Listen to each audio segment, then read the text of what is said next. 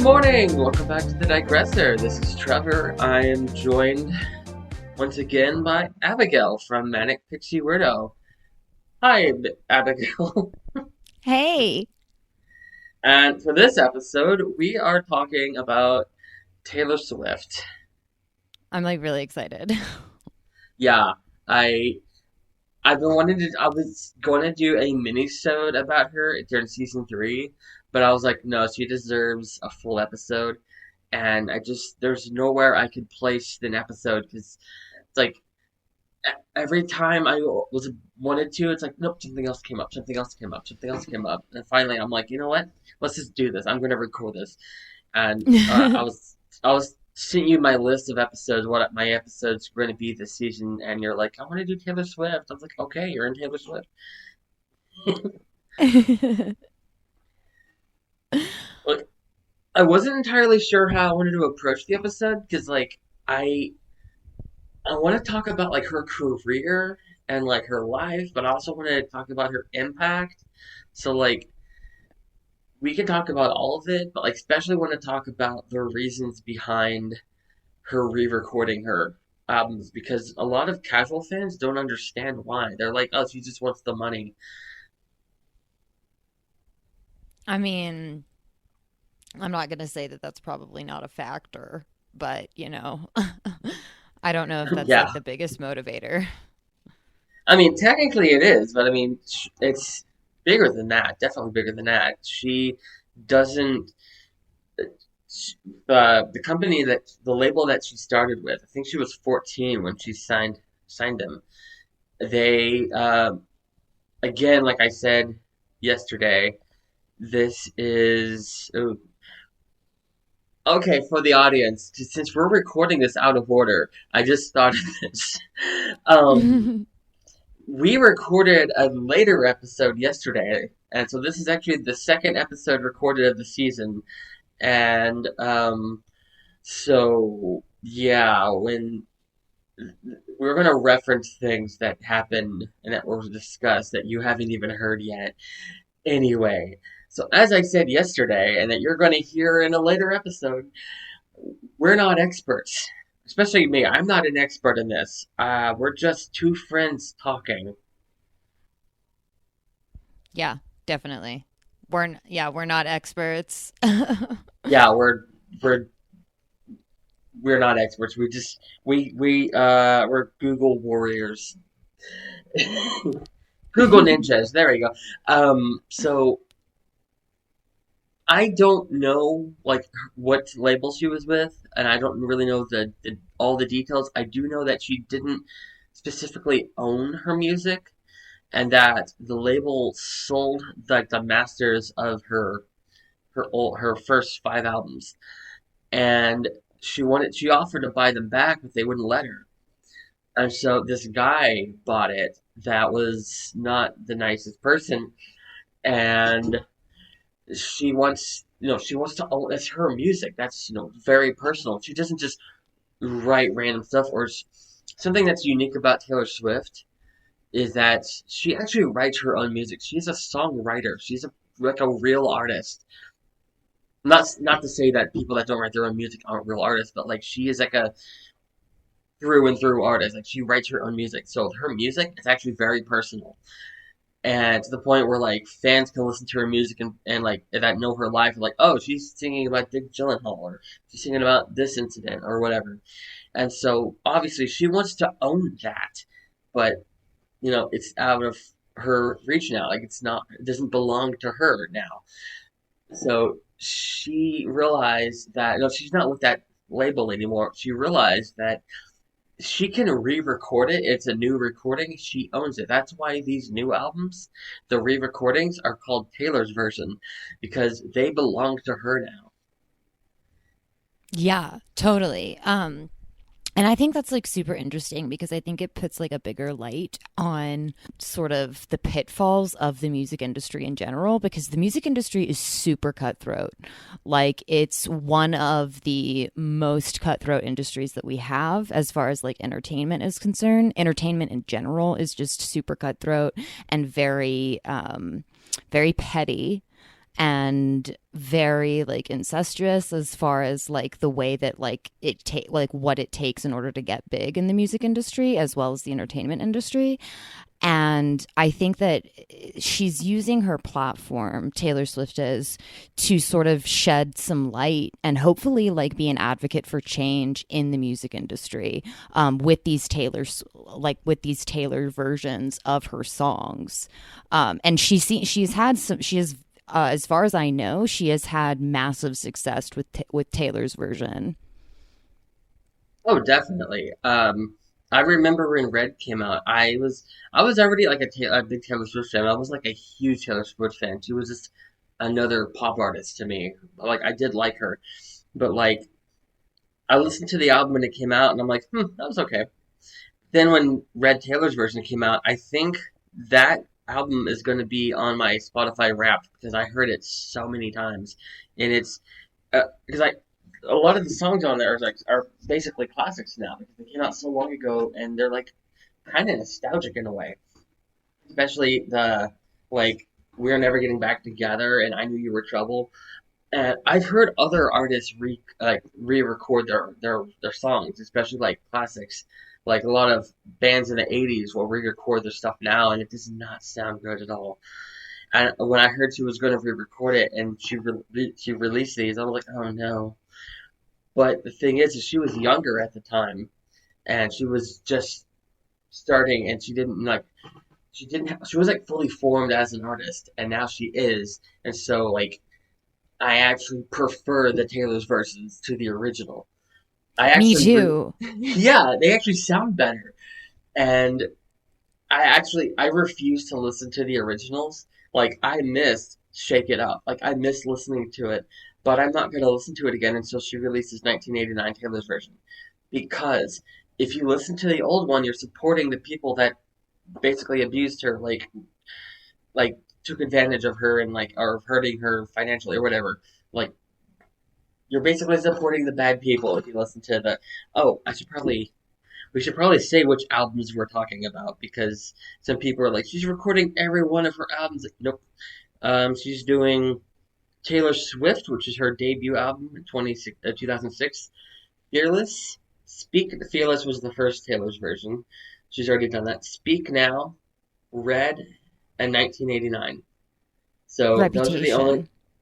Reputation is not going to be recovered, re-recorded. That was after she's changed labels. Oh, yeah. Yeah, so it's just going to be her first five albums: Taylor Swift, Fearless, Speak Now, Red, and 1989. Fearless and Red 1985? 9. I think it was Oh, the year of her birth. okay. Yeah, yeah, yeah. Yeah, and there's a theory that she's going to release Speak Now in 1989 at the same time because she on her site she's actually released merch for both and like T-shirts and stuff that say "Speak Now" and some that say 1989 and have references to lyrics on both. So there's a theory that she's gonna instead of like having us wait another year for the next one, she's just gonna release both at the same time, which just leaves Taylor Swift, which I don't know how she's gonna label that. It's just I think it's funny. It's Taylor Swift, Taylor's version by Taylor Swift. Yeah, I don't know either, and I'll be really interested to like find out like what happens with that. How did you? What was your introduction to Taylor Swift? Actually, her first album. I remember it was right after I graduated high school. It was the first song I ever heard from her was Tim McGraw, which I'm looking. It was her first single on her first album, so like it's her first song. And I grew up in Texas, as we've discussed, and I was at a friend's house, and we were listening to country music. The country station, Keen 105 is the Abilene country station I listened to growing up. And Tim McGraw by Taylor Swift came on, and my friend was like, "Oh yeah, she's a no name. She's gonna be forgotten in a couple of years." Because like the DJs on there were like hyping her up, like, "Oh, she's a new up and coming artist. She's gonna be the next big thing." And my friend was like, "Oh, yeah, right. They always say that." And now she's like the biggest star in the world. But like I'm looking at her album, her first album, and there's I'm actually, I don't even know if she's going to re-record that one. I'm sure she will, but it looks like it might be the last one because like it's not, no one's talking about it. There's only like three songs in here I even remember. There's Tim McGraw, Teardrops on My Guitar, and I think I remember Tied Together with a Smile. But like looking at the names, I don't remember most of these. So like it's the least popular because it's like her first album and she wasn't known yet. And so it's her second album people started paying attention. That's the one with Love Story and Fearless, Hey Stephen, White Horse, You Belong with Me. Yeah, so like my first experience with her was when she first started. That's so cool. Oh my gosh. I remember That's when so she funny. was a I remember when she was a nobody. Oh yeah, back when she was like really, really. I mean, not that she's not still young, but you know what I'm saying. Oh Like yeah. back when she was really, really young. I think at the time she was like if 1989 is her birth year, that was the year after me. So I I had just turned 18 when I first heard that first single. So she was probably 16 or 17 when that first one came out. So yeah, she was a teenager. And I think I heard something like she was discovered and she was 14 and it took a while to get that first album out. So like yeah, if you listen to that first album and listen to her re-recording of it, I'm sure that'll be like it's like basically it's so different. It'll be like a cover by a totally different artist. I'm sorry, the old Taylor can't come to the phone right now. Why? Because she's dead.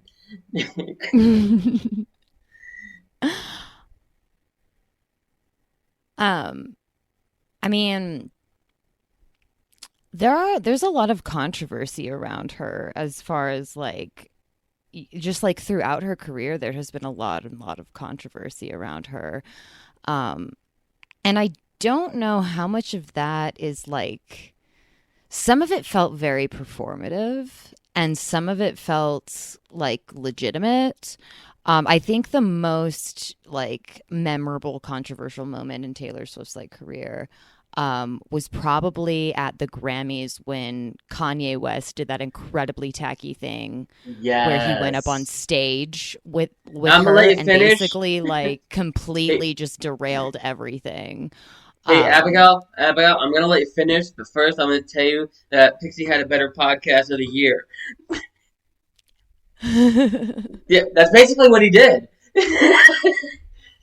He's interrupted her. But what I loved was that at the end, Beyonce, she gave up. She came up and was giving her. She won an award, and she gave it to Taylor Swift. Like not the award, but like the speech, because by then Beyonce had won like 100 awards, and Beyonce was like, an artist's first speech, acceptance speech, is, it's a life changing moment, and you deserve that moment. So, Taylor, here you have your speech, and I love that.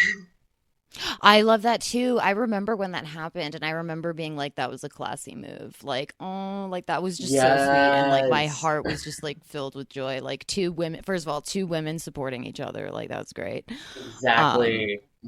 but I just thought it was like a really classy thing for her to do and that it was um entirely appropriate. Um and I just remember that being like a thing, you know? I mean, I can only imagine what that must have been like, especially it being on like national television, you know? That must have been embarrassing for her. But you know what I'm saying? Like Yeah. I can't like I don't even first of all, I don't know what would compel a person to completely derail somebody else, like feel the need to completely derail somebody else's award like that. That's just something that would never occur to me to do to somebody else. Well, I Um, mean, you got to remember, Kanye West isn't normal. that's true. That's true. I Did you think. know? Oh, go Oh, ahead. sorry. Go ahead. No. Okay, so I think they might have been friends. I think like Taylor and Kanye are friends because there's like stories of them like there was another controversy with like they were sending each other texts and then like uh Taylor like screenshot something he said and was like, "Can you believe he said this?" So like I think they were friends. So like I think in his mind he was thinking, "Oh, she won't mind, we're friends." But like yeah.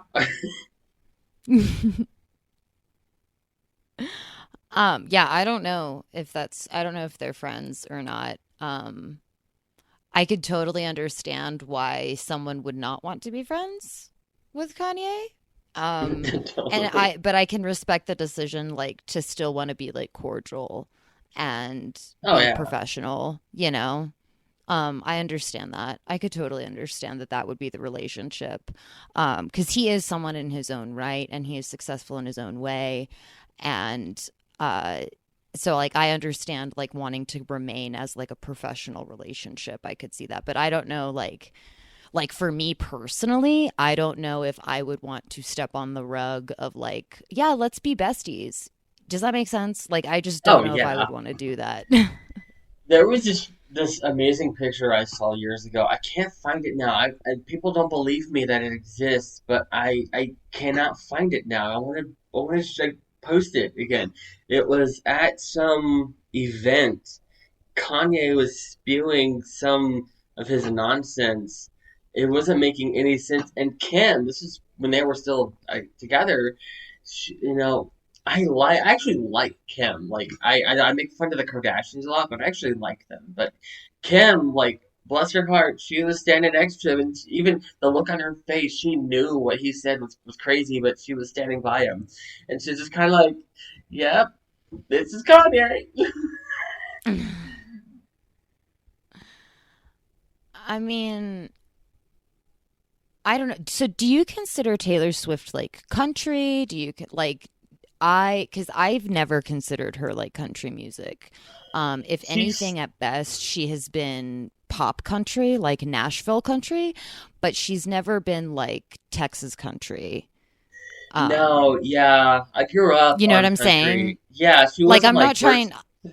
I'm not Yeah, trying to like diminish her accomplishments. I'm just saying that no, like I definitely don't not. and even in the country music world, I don't know if she would be considered like Texas country because there is a Like, difference. For like for your yeah, there is a listeners, there definite. is a difference, you know. Yeah, I grew up in Texas too, and I know she wasn't Brooks and Dunn at all. She definitely, and when she started, she was definitely more country, and like you can even hear some of her country influences in some of her later stuff. And but she never was like full country. She's definitely more pop now. Like she started some of her songs start to have more of Well, a she made that transition, oh you yeah, know, she into pop transitioned into music. that. Yeah. Yeah, and That's I why she mean, said that. That's good why for she said her. that in yeah exactly. I'm glad she did that because like she was already kind of leaning towards that. And she's like, no, just embrace it. That's why she said that in Reputation in that song that I referenced. Oh, the old Taylor can't come to the phone because she's dead. Because yeah, that's not her anymore. Yeah, now I will say that I have one criticism and it's a very small tiny thing.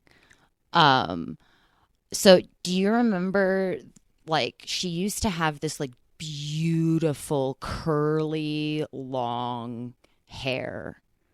Oh yeah. Like it was beautiful. My only gripe is that I wish she had kept like her beautiful long curly hair like that. Like I understand she's got to like reinvent herself and like change things and like, you know, all of that. Like I totally get it and I understand why she's made the moves that she has. Very smart business decisions, very smart on her part. I understand why those decisions have been made. I just really wish that she had kept her like beautiful because it was so beautiful. Her hair was just so long and like naturally curly, and it just made me like like I just really loved that. Yeah, I think like it was most notable the in like the Fearless era, like which is doing like Love Story and We Belong Together. We belong with well, you belong with me. Ah, yeah. like, it was most notable in that period. And then, like, I guess, yeah, like you said, like, if she had kept that the whole time, people would have been like, change it up.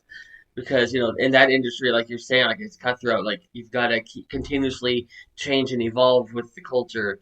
And if she had stayed doing like the fearless type music all this time, then people would have moved on, and she wouldn't be the legend that she is now. So in a way, like I do wish she had kept the look, but I mean, I'm also glad she changed because it just shows her talent that she can do anything. Like literally, did you see? She did. It was a long time ago. She did a joint concert with Def Leppard. Oh no, I did not.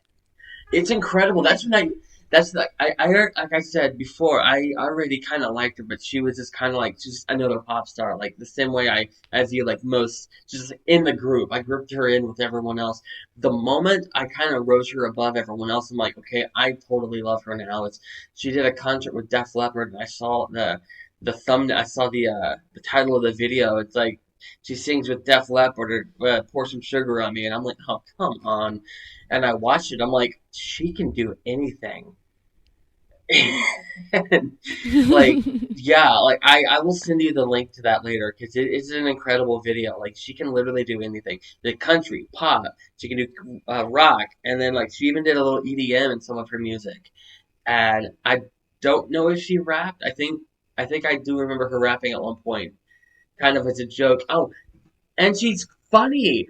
I follow her on TikTok. She's hilarious, and she was on SNL a while back. Whenever she did the 10-minute version of All Too Well, and they used her in a skit, and she can even do comedy. Like, what can't she do?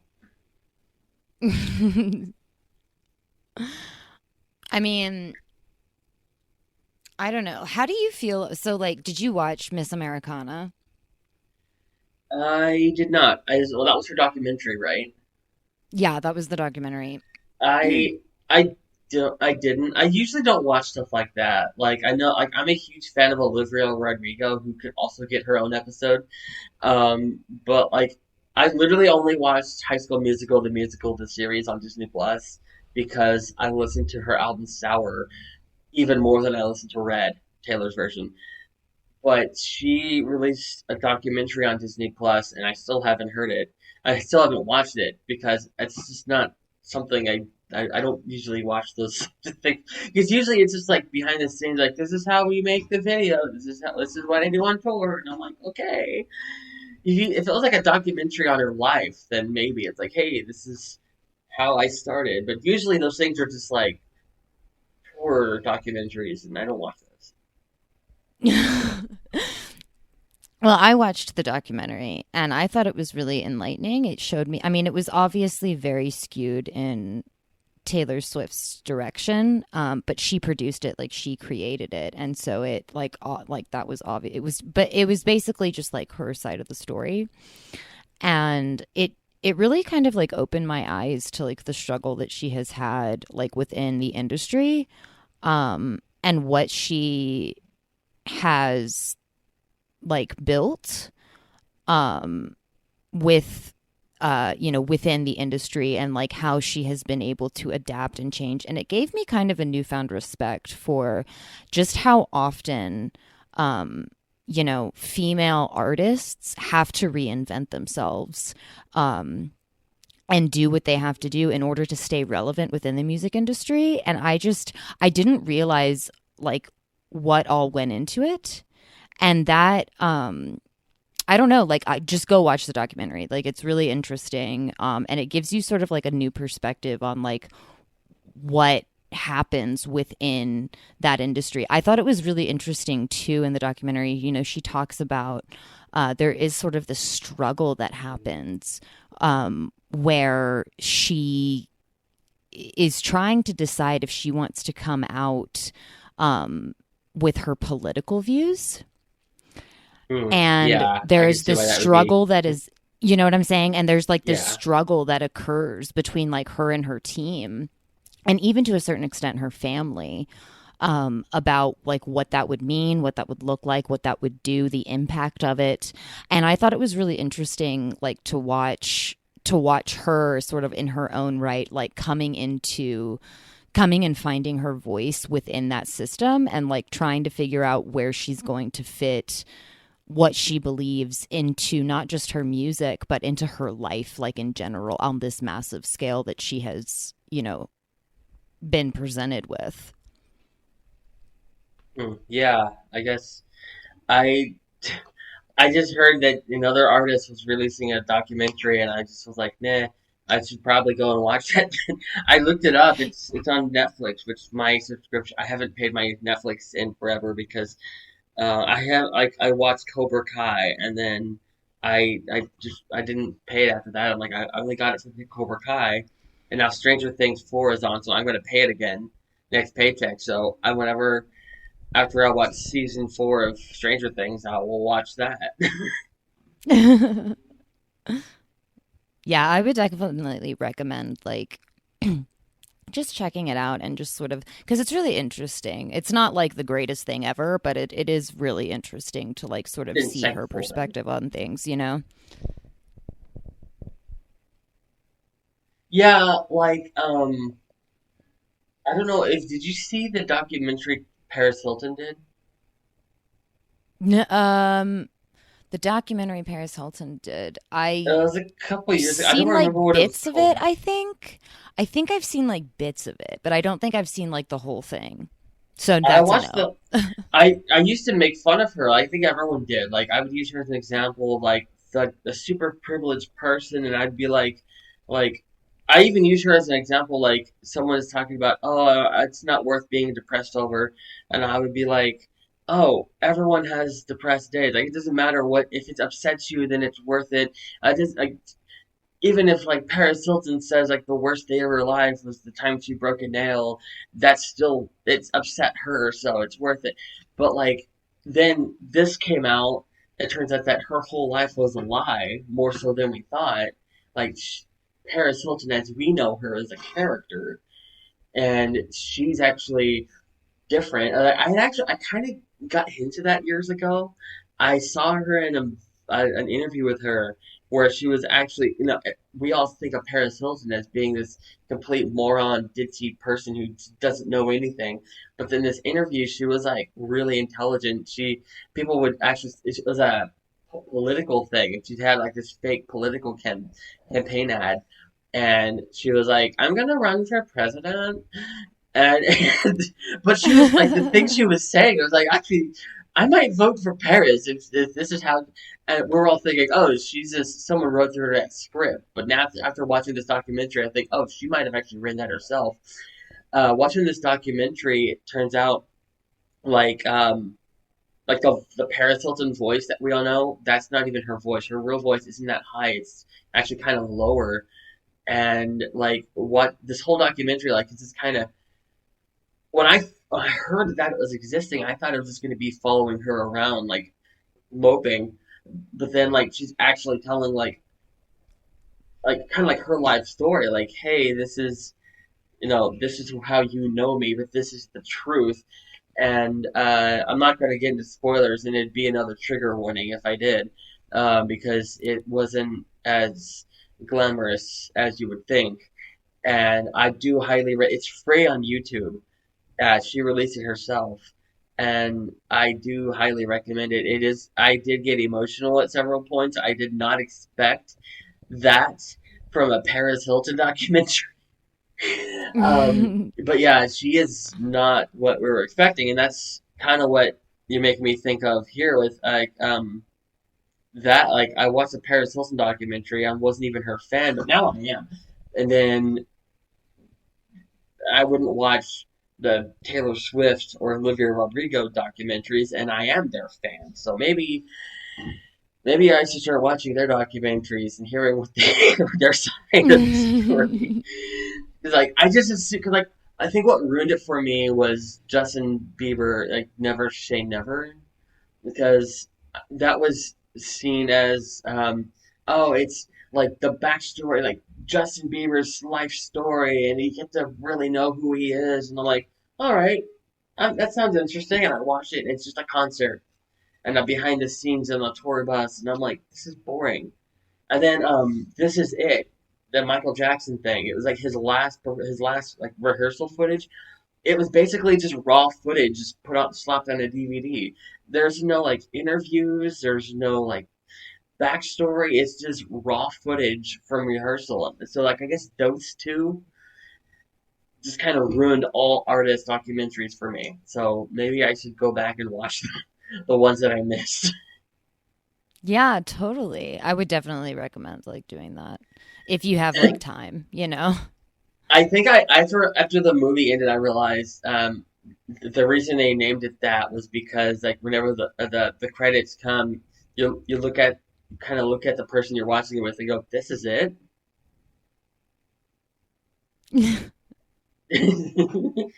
That was literally my thought. I'm like, I think I figured out why they called it that. This is it. Oh my gosh. Well, I mean, yeah, sort of like side quest. The Michael Jackson documentary, for those of you that don't know, it was sort of like the first time that anything like that had been done, which was very fitting considering that it was about Michael Jackson. Um, Which one are you talking and about? Are you talking about This Is It or the Neverland one? yeah. Um, Yeah, oh but my which God, I one? completely blanked on what I was gonna say. Completely blanked. Yeah, because there's multiple documentaries. I was referring to This Is It, but it sounds like you're talking about Neverland. Yeah. I didn't Um, watch that one though. no, I didn't I watch that one either. But I'm such a weird person though. Like I'm that weird person that loves documentaries. Me So too. I I am. love I'm documentaries, but so I'm weird. Like I would prefer to watch a documentary over like any other kind of movie. Like I'm just so exactly weird. same. I love documentaries. I'd rather watch a documentary rather than a dramatization. Like there's the Staircase documentary series about like the Peterson murder. I can't remember if it's Scott Peterson or Michael Peterson, one of the Petersons, and it was the Staircase is about him.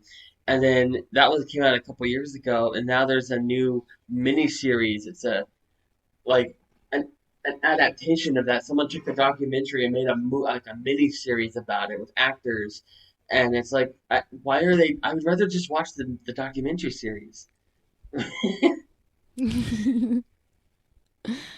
No, but I'm such a weirdo, you guys. I love documentaries. I would prefer to watch a documentary, like, and I'll watch a documentary about anything. Like, I'd watch a documentary about like, about like dogs pooping if I wanted, like, if I had to. But like, I love documentaries. I'm such a weirdo. Yeah, I have seen random documentaries. I did the free trial of Curiosity Stream, which is that documentary streaming service, and they have documentaries on everything, and I watched several, and I'm like, I never thought I'd watch a documentary on this, and I don't even remember what they were. And but now I don't have the Curiosity Stream on anymore, but I do have Discovery Plus, which is more documentaries.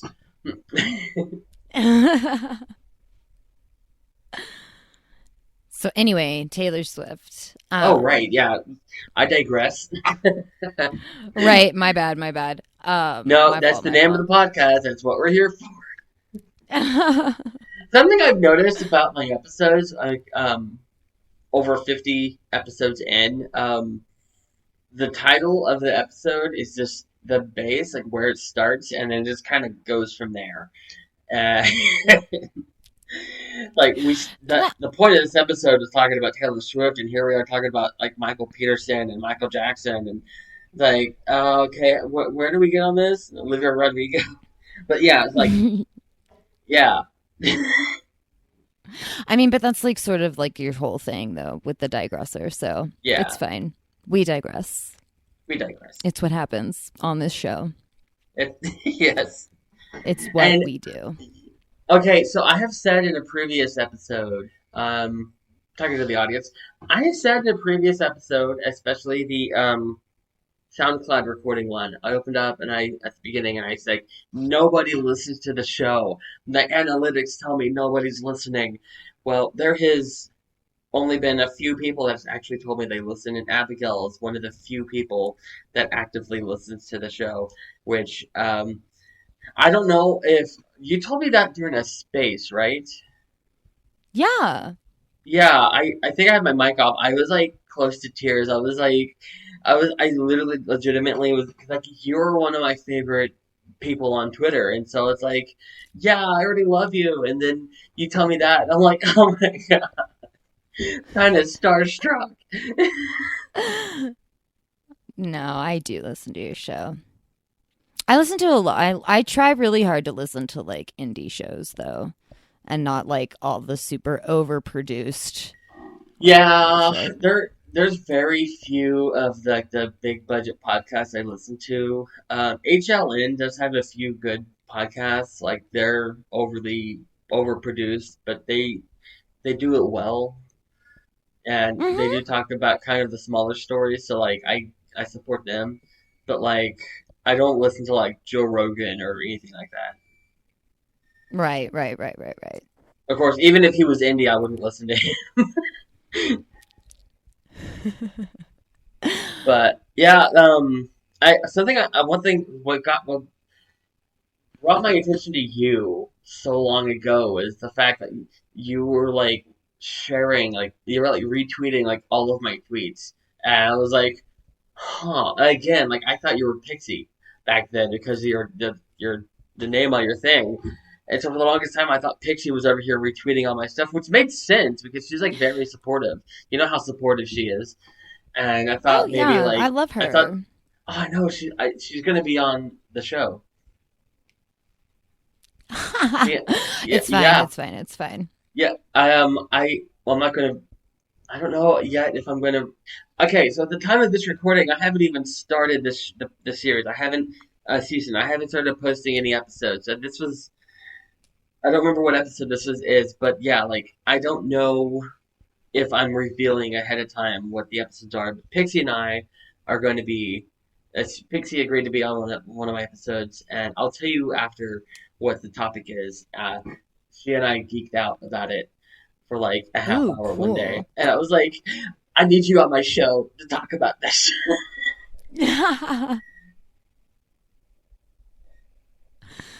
um, what's your favorite Taylor Swift song? Treacherous. Oh, yeah. I don't know what That mine one, is. I don't know why. Like that song is. There's a lot of really good Taylor Swift songs, and it's. I actually, you probably noticed I said that without hesitation. Yeah, I you were on top of it, dude. Like on top of it. because I've thought about it. I thought about it ahead of time, like not just for this episode, but like I knew at some point, with as huge a fan I am of Taylor Swift, at some point someone's going to ask me, and I'm like, which one is my favorite? So I started actively thinking about it. I can even I can't tell you most of my favorite songs from some of my other favorite artists. What's my favorite Beatles song? No idea. Imagine Dragons couldn't tell you. But Taylor Swift, my favorite song by hers is Treacherous. My favorite Olivia Rodrigo song is Happier because I actively thought of those ahead of time because people do ask that kind of stuff. And if you're like, I don't know all of them, it makes you sound like a fake fan. Yeah, totally. I don't And know what my I favorite also Taylor Swift song is. I'm so ill prepared. I'm really sorry. I also don't like even though all of her songs are good, including the popular singles. I don't want to be like my favorite Taylor Swift song is "We'll Never Be Together" or "Get It Back Together," or my favorite one is the "All Too Well" Timid version because that's everyone's favorite song. I don't. I don't. Okay, this it sounds confusing because like I like those songs, but like I don't want to be like that one's my favorite because everyone likes it. I don't want to like something because everyone likes it. Even if I like it, I don't want to say I like it. Did that make sense? That makes me sound like a Yeah, hipster. it makes sense. It does make sense. I get that. I understand Yeah, that. it's like I could tell like I like all the Beatles songs.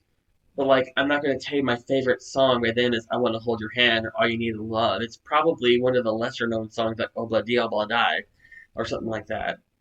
Or I Yeah, actually totally. Revelation 9 is probably my favorite because it's so out there. Number nine, number nine, number nine.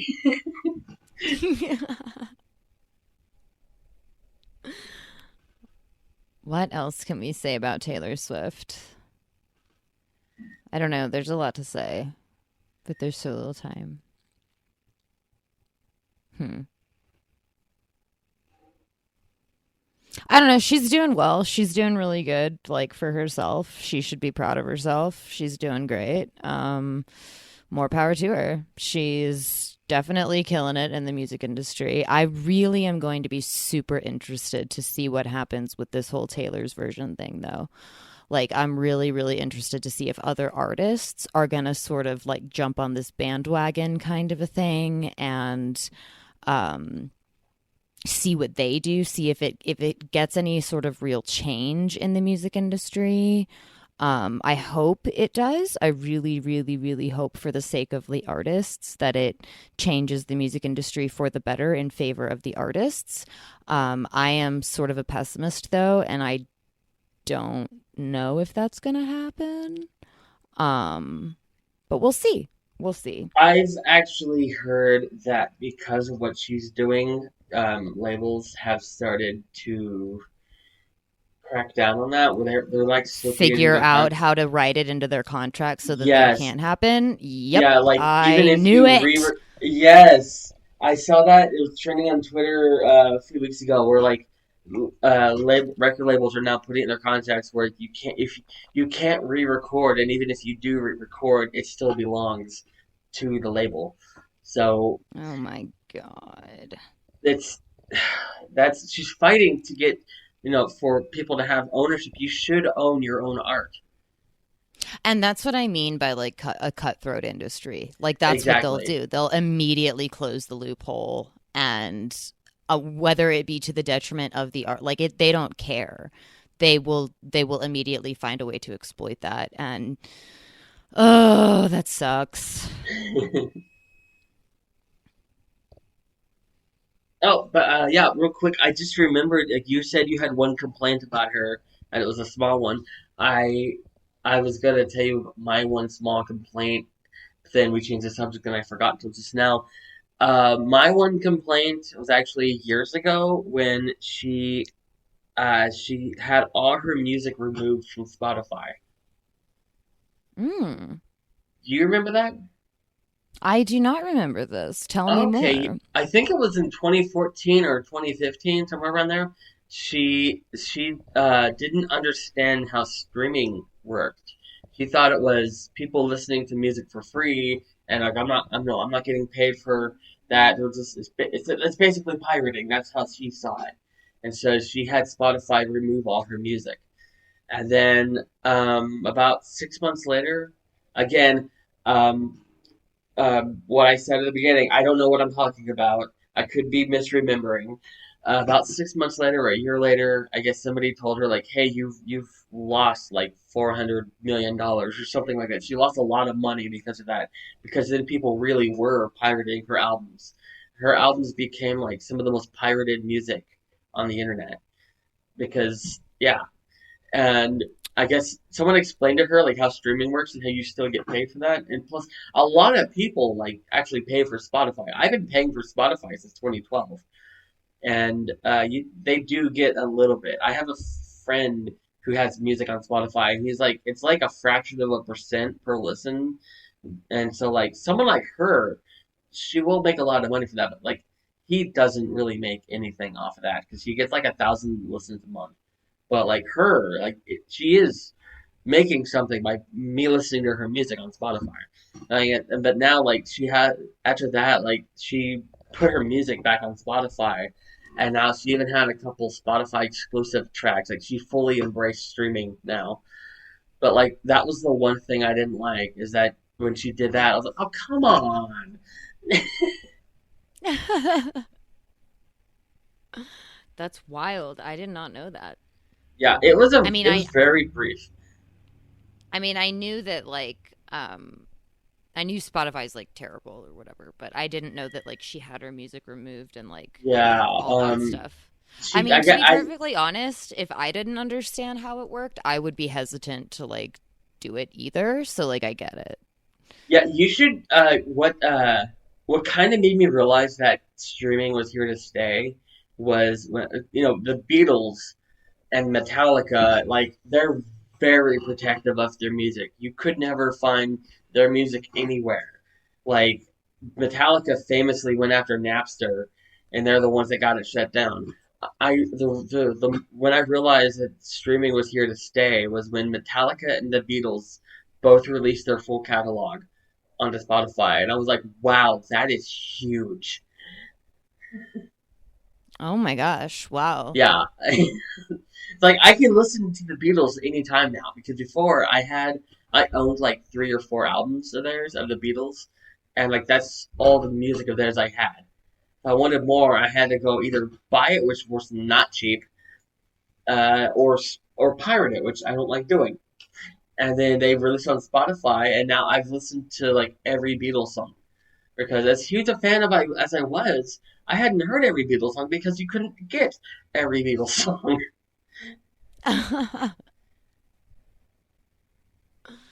That's wild. I didn't know that. That's wild. Yeah.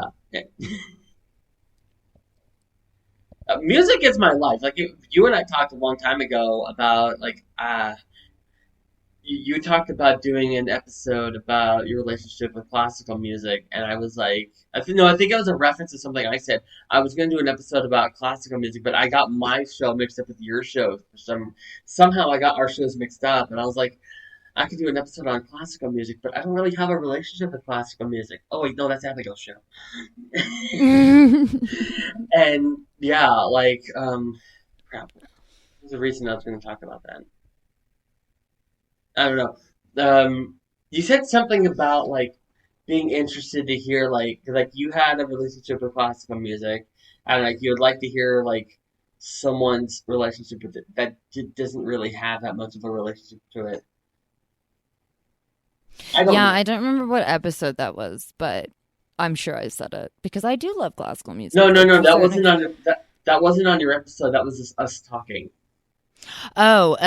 Well, that would Yeah, explain why I don't remember what episode it was on. it wasn't an episode. Yeah, it was That would just do us it. talking. And you and I talked so much. I don't know if something we said was in a phone call or in a space. So yeah, Who I love knows? that too. It's like if I remember like when the first time we talked in a space, I'm like, oh, Manic Pixie Weirdo's here. I didn't even know your name at the time. I was like, oh, I listened to her show. Now she's here, and now you're one of my best friends. So it's like, Oh my gosh, that's too funny. That is too funny. so yeah, Abigail. Like, thanks for being on. What are your final thoughts on everything we talked about? I had so much fun. Thank you so much for having me. Yeah, again, I know. I can't wait to have you again. Yeah, I'm excited. We have 2 more episodes to record at a later date, obviously not now. But I can't wait to talk about that. Those are going to be episodes where we're both going to have to actually research and watch stuff on. These 2 episodes that we recorded yesterday and today were basically just we can talk about without any research, even though we probably should have. No, I'm really excited about those episodes too. Yeah. Have a good.